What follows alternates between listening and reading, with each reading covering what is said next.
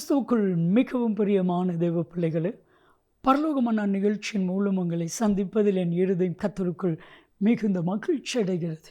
உங்கள் எல்லாரையும் இயேசு கிறிஸ்துவின் இன்ப இனி நாமத்தினாலும் கிராஸ் டிவி ஊழியங்கள் சார்பாக என் அன்பின் வாழ்த்துக்கள். இன்றைய பரலோக மன்னா, பயப்படாதே, மகிழ்ந்து கலிகூற.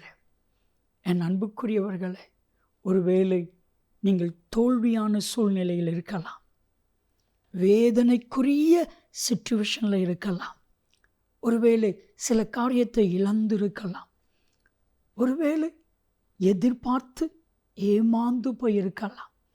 நீங்கள் எந்த சூழ்நிலையில் நீங்கள் இருந்தாலும் கர்த்தர் உங்களை பார்த்து தைரியப்படுத்துகிற ஒரு வார்த்தை, ஆறுதல் படுத்துகிற ஒரு வார்த்தை, என் அன்பு மகனே, என் அன்பு மகளே, பயப்படாதே, மகிழ்ந்து கலிகூறு. என் அன்பு தெய்வ பிள்ளைகளே, நம்முடைய வாழ்க்கையில் பயம் வரும் பொழுது எப்படி மகிழ்ந்து கலிகூற முடியும்? வேதனை வரும் பொழுது எப்படி மகிழ்ந்து கலிகூற முடியும்? ஆனால் ஆண்டவர் சொல்கிற வார்த்தை, அதை குறித்து பயப்படாத, அதை குறித்து கலங்காத. எப்போ உங்கள் வாழ்க்கையில் பயம் உங்களை விட்டு வெளியே போகுமோ அப்பொழுது தானாய் ஒரு மகிழ்ச்சி வரும். இன்னைக்கு உங்கள் பயத்தை கர்த்தர் உங்களை விட்டு, உங்கள் சிந்தையை விட்டு, உங்கள் இருதயத்தை விட்டு அப்புறப்படுத்தி உங்கள் இருதயத்தை கர்த்தர் மகிழ பண்ணுவேன் என்று வாக்கு கொடுக்கிறார். வேதம் சொல்லுகிறது, சங்கீதம் 126:3, பயப்படாதே, மகிழ்ந்து கலிகூறு, கர்த்தர் பெரிய காரியங்களை செய்வார். ஆண்டவர் சொல்றாரு, நான் உனக்கு பெரிய காரியங்களை செய்தது நிமித்தம் நீ மகிழ்ந்து கலிகூறு. அப்படின்னா என்ன அர்த்தம்? பயத்தோடு, திகிலோடு, வேதனையோடு இருக்கிற உங்கள் வாழ்க்கையில் கர்த்தர் ஏதோ ஒரு பெரிய காரியத்தை செய்ய போகிறார், அப்படிதான் அர்த்தம். இங்கிலாந்து தேசத்தில் ஜான் வில்லியம்ஸ் என்கிற ஒரு பெரிய தொழில் அதிபர் ஒரு முறை அவருடைய தொழிலில் பலத்த நஷ்டம் ஏற்பட்டது. அவருடைய ஒர்க்கர்ஸ் எல்லாரும் கம்பெனியை விட்டு நின்றுட்டாங்க. கடன், சுற்றிலும் கடன். ஆனால் அவர் ஹாப்பியாண்டவரை துதித்து ஜெபிச்சுட்டு இருந்தார்.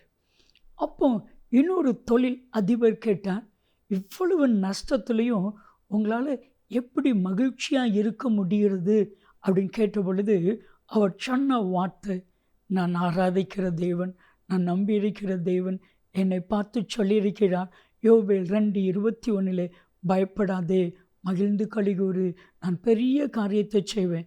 அப்படின்னா என்ன அர்த்தம் தெரியுமா அப்படின்னு கேட்டு சொன்னார், இதெல்லாம் நஷ்டப்படுகலை, இதெல்லாவற்றையும் பல மடங்கு கர்த்தர் திரும்ப எனக்கு கொடுக்க போகிறான். அதுதான் என்னுடைய மகிழ்ச்சி.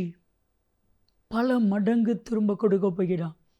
ஆண்டவர் சொன்னதை போல் அவருடைய பிஸ்னஸை 7 மடங்கு அதிகமாய் கர்த்தர் பிளஸ் பண்ணிட்டார். என் அன்பு தெய்வ பிள்ளைகளே, இப்பொழுது துக்கத்தோடு, வேதனையோடு என்ன பண்ண போகிறேன்னு சொல்லி தெரியாமல் கலங்கியிருக்கீங்களா? ஒரு காரியம், ரிலாக்ஸ் ஆகுங்க, அமைதல் ஆகுங்க, மகிழ்ந்து கலிகூறுங்க. நிச்சயம் கர்த்தர் உங்கள் வாழ்க்கையில் பெரிய காரியத்தை செய்வார். விசுவாசிப்பீங்களா? யோபு 5:9, யோபு 9:10, ஆராய்ந்து பார்க்க முடியாத பெரிய காரியத்தையும் எண்ணி பார்க்க முடியாத அதிசயத்தையும் கர்த்தர் செய்வார். ஜெபிக்கலாமா? தகப்பனே, என் தேவன் இவர்களுடைய வாழ்க்கையில் பெரிய காரியத்தை செய்தார்களும் இயேசு கிறிஸ்துவின் நாமத்தில் ஜெபிக்கிறோம் ஜீவனுள்ள பிதாவே, ஆமேன், ஆமேன். நன்மையும் கிருபையும் ஆசீர்வாதங்களும் நிச்சயமாக உங்களை தொடரும்.